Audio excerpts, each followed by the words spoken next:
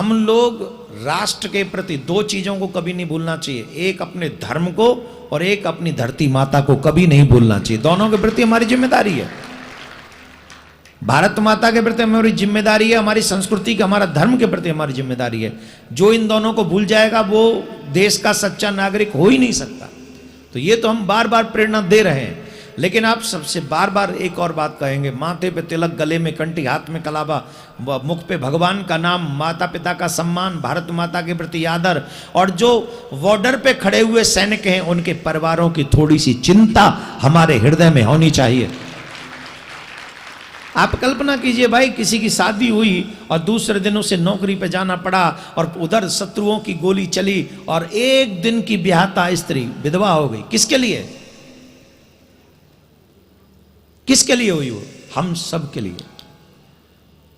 सिर्फ 26 जनवरी 15 अगस्त को हमें राष्ट्रभक्ति सूझती है, उसके बाद नहीं। झंडा ऊंचे रहे हमारा सिर्फ 2 दिन, बाकी के दिन हम सब पेट भरने का काम करेंगे। और मुझे कहने में तकलीफ आती है, आज राष्ट्रभक्ति भी हम लोग सिर्फ कुर्सी पाने के चक्कर में करते हैं। कहां रह गई सेवा राजनीति? बताइए, कौन कहता है राजनीति सेवा है? आप झूठ बोलते वो लोग। राजनीति अब सेवा नहीं रही। तमाम टोटल बिजनेसमैन राजनीति में चले गए, तमाम ऐसे वैसे आज प्रकार के लोग चले गए राजनीति में। कुर्सी प्राप्त करना देश की भक्ति नहीं हो सकती, कुर्सी प्राप्त करना समाज की भक्ति नहीं हो सकती, देश की सेवा नहीं हो सकती। हमको जहां जहां जिस जिस जगह पे, जहां जॉब में है, जहां बिजनेस में है, जहां स्कूल में है, जहां राजनीति में है, जहां भी है, हमें हर जगह पहुंचकर अपने देश और अपने धर्म की चिंता करनी चाहिए और उसकी परवाह कर कर उसकी रक्षा के लिए हमें डे बाय डे अपने कदम बढ़ाने चाहिए।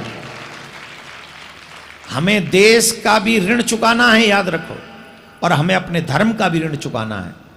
तुम जहां जहां जाओ, किसी सरकारी नौकरी में, पॉलिटिशियन बन जाओ, पॉलिटिक्स में चले जाओ, बिजनेस में चले जाओ, जहां तुम नौकरी में चले जाओ, जहां जाओ अपने धर्म, अपने देश को आगे रखो। हमारे यहां तो प्रॉब्लम ही है, कोई छोटी सी नौकरी मिल जाए सबसे, नहीं नहीं नहीं मैं ये जाति पाति में धर्म भरम नहीं मानता, मैं तो सेकुलर हूं। नेता बना के मंत्री बना दो, नहीं नहीं मैं ये सब लफड़ों में नहीं पड़ता, मैं तो सबका मुख्यमंत्री हूं, सबका ही फलाना मंत्री।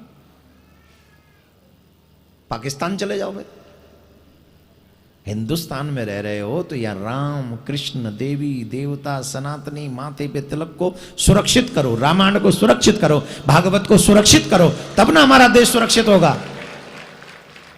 तो मैं तो हमेशा अपनी कथाओं के माध्यम से ऐसा, अभी देखो मुझे हमारे सुदर्शन न्यूज के हमारे बहुत प्रिय श्री सुरेश के चौहान साहब हैं, मेरे बहुत प्रिय हैं, उनसे बहुत प्यार है मुझे।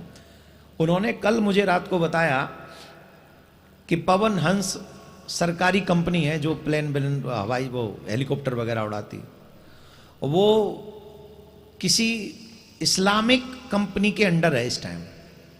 मुझे नाम भी उन्होंने बताया था, याद नहीं। उसमें 8 से 10 जॉब निकली, 8 से 10 जॉब निकली, और वो 8 और 10 जॉब टोटली मुसलमान भाइयों को दे दी गई।